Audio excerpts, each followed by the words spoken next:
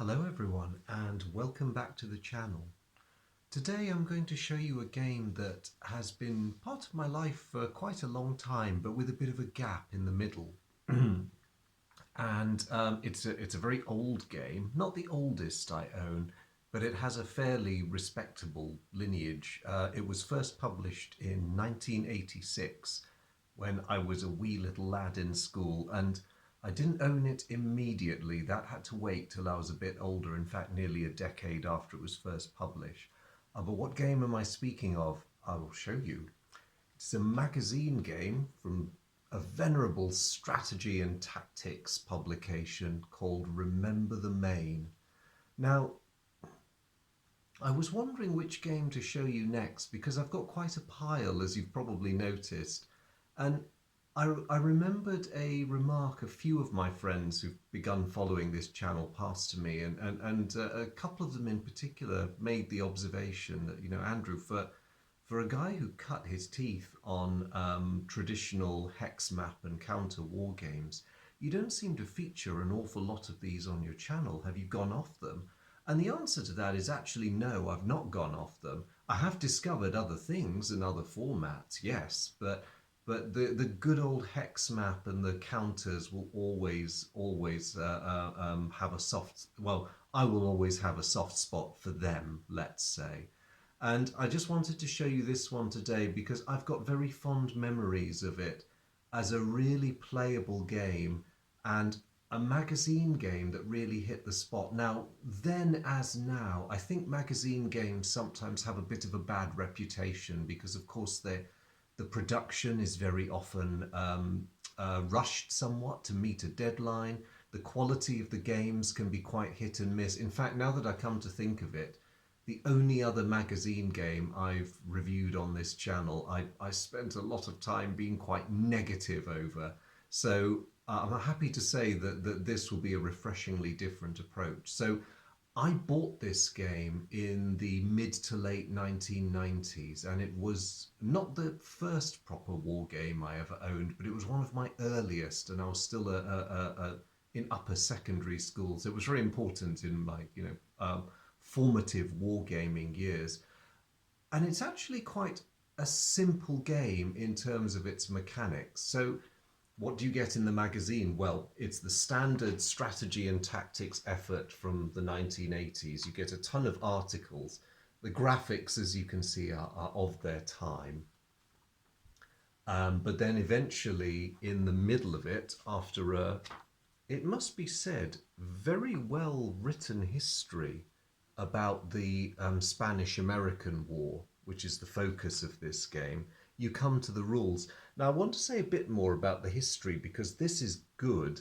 There aren't that many books or other publications about the Spanish-American War, and when I bought this game, I knew virtually nothing about that conflict. I vaguely knew a ship called the Maine had blown up and that there'd been a brief war because of it, and that the United States had won. But I mean, being an innocent youngster, I thought, of course the United States won. They win all their wars, don't they? So I got to the rules, and despite what I considered very fine print as a teenager, it was actually really straightforward. And the way that the game is designed, the rules are built up slowly to teach you the basics. So instead of plunging you straight into the full game, you get treated to chunks of it, which you can play as mini games. A very clever approach for the period, and a surprise with a magazine game. So aside from the rules, I'm afraid this is one of those games with bookkeeping, but it's not very onerous. You get ship data sheets for both sides. Now, this is important because a lot of games out there, even ones today, when they deal with this subject, the Spanish-American War of 1898, they tend to focus on either the land or the naval side, with the other element rarely intruding, except maybe by a random events table or some other effect. This game, this superb bit of design, covers both, and it covers it really well. So we've had a quick glimpse at the rule book. What does the map look like? I'm not going to do well, I'll give you a quick glimpse. the map is not big by contemporary wargaming standards, but there's quite a bit of it there. And as you'll have seen from the very quick flyby, there's two elements to it. So you have a strategic naval map covering the Atlantic. And this is great because historically the Spanish options in this war were terrible. They could have done better if they made slightly better strategic decisions, but unfortunately they didn't. But what this strategic map does is in the naval sphere, the really important one, it gives the Spanish player every opportunity to fulfill the threat that they represented to the United States. And it would have made very bad copy if a couple of Spanish cruisers had been able to appear off the US Atlantic coast and even briefly, blockaded, even if only symbolically, and maybe bombarded a city or two. It would have forced the powerful but small US Navy to spread its assets thin rather than guarding the all-important troop convoys heading for Spanish possessions in the Caribbean.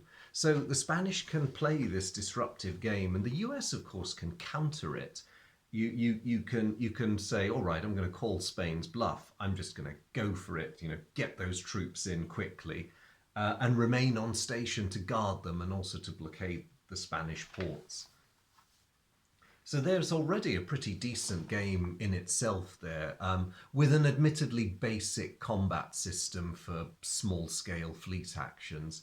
As the designer rightly points out, tactics were fairly unimaginative in 1898. You'd form your line of battle and pound away at each other, which essentially is what both sides did. There were only a couple of major naval battles in this war, one in the Caribbean and one in the Philippines. So it wasn't really an arena for novelty, let's say. But the game does not make the mistake of neglecting the land side. I'll give you a quick flyby of this side, and you can see that there's a huge amount of detail in the land campaign maps. And what I find really clever is that they have focused on the key harbours which were contested during this war. So let's take a look at Havana. Now look at those little details. You're not overwhelmed with terrain types, but you've got the basics. I love the little nod to history in that they show you vaguely where USS Maine blew up and sank. And of course you can actually move your naval vessels from the strategic map to the tactical map if you want there to be a naval bombardment element to this. But it's very clever because what it does is it forces both sides to think strategically about key objectives. This is not a game that allows too much weirdness to happen, and quite rightly so, I feel. So the US player doesn't really have the option to invade completely uninhabited parts of Cuba, because why would they? Yellow fever would be a massive problem, and yellow fever is a massive problem in this game. The longer US forces particularly remain committed, the more they will struggle to cope with the effects of disease and problems with their supply chain. So by only giving you ground warfare maps for the key islands and ports, the game does channel you into fighting over certain key strategic locations. And this is brilliant because it means that the poor Spaniard isn't compelled to defend ridiculous areas where the US would be highly unlikely to land troops. I mean, they're stretched badly enough as it is, as things stand. And it also means that the US player isn't overwhelmed with loads of possible targets. It's easy to sit down, make a fairly rapid decision, and even with the limited strategic choices, you've not got more than, I'll say, half a dozen potential targets. You still have a lot of freedom to decide how you're going to fight this war, whether you're going to commit everything to a decisive blow somewhere, whether you'll be a bit bold and spread out a bit. And the game does a good job of keeping you busy because, of course, the way the turns are structured, the land and the naval sides happen concurrently. So, so you've got to have your land and your sea hat on at the same time, and make sure you're putting warships in the right place to support your logistical efforts. You've got to keep an eye on your troops as they're maneuvering through difficult terrain. You've got to make sure you keep the ports open to be able to supply them. There's a lot happening. So, what's the counter density like? Because, of course, that's a reasonably big map for a magazine game, even though it's not, it's not exactly the World in Flames series, but it's big enough.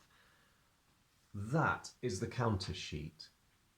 So there's a lot of units, but you're not exactly teeming with an overwhelming number of units. And you have a very small a very small number of status markers, I'll call them. I'm basically the search and beachhead markers.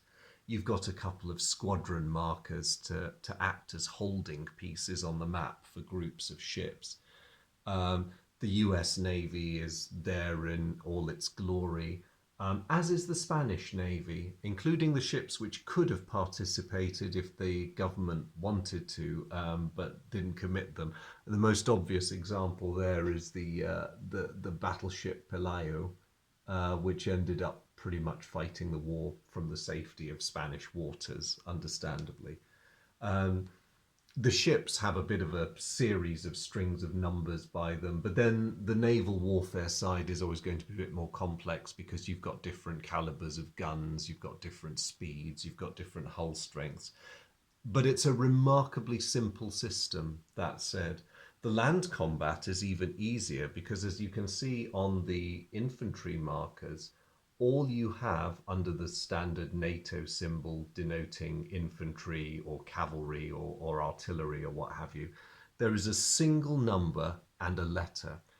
So movement rates in this game are standardized, which means that's one thing you don't really have to, keep checking. There's no faster movement rate for elite infantry and a slower one for conscripts. The only effect the quality of your soldiers has in this game is when it comes to combat. So A, obviously, are the best troops. B are average, and C are indifferent. We're talking lower grade Spanish troops, Cuban guerrillas, that sort of level. Um, and that really is all it is. Now, you're probably wondering, as I've gone on and on about how marvelous all this is, if I've been playing this game for so long, why have none of these counters been punched out? And that is actually a very legitimate question. Truth is, I played this game religiously from about 1996 to just before 2000, and then other games began to intrude on my consciousness. And in the early 2000s, I had a bit of a clear out and gave it away to someone who did appreciate it more. And last year, I picked up a book about the Spanish-American War, and it reminded me of all this. And I began to think fondly of my old game and wondered if I might not find some way of being reunited with it. Well, happily, I was able to find a copy, as you can see, unpunched, fairly cheap, and with the magazine in pretty good condition. When I gave it away, my copy of this was incredibly dog-eared, I'll have you know. So it was an absolute joy last year to get this in the post and to be reunited with it. So there's the heartwarming backstory to this next game that I'm going to be showing you, and we've had a quick look at the components. So in the next video, I will set up a playthrough, rather a bitty one than a continuous turn, because it will show the game's elements better that way, and I will go through the naval combat, ground combat, and I'll end by just giving you some insights into the campaign game, which brings the two together. That's the other nifty thing I wanted to say. There are two naval campaigns and a few more, two naval scenarios and slightly more land scenarios. So you can just play individual battles if you want to. If you want to play a very quick land game where all you're playing is the US seizure of Puerto Rico, go ahead. That game will be over in a couple of hours. easily done. You can, once you know what you're doing, play a campaign just about within an evening. So I'll give you a glimpse of all of that and offer some thoughts as I'm playing through. The campaign game is probably the most worthwhile because you then get that link between the land and the sea, and you can understand why the two together are so vitally important. But I shall leave that for the next video. I won't get ahead of myself. And so it just remains for me to say thank you for watching this introduction and putting up with me going on and on about yet another awesome game that I'm very fond of. And I very much look forward to seeing all of you in the next video. Thank you very much for tuning in. Bye.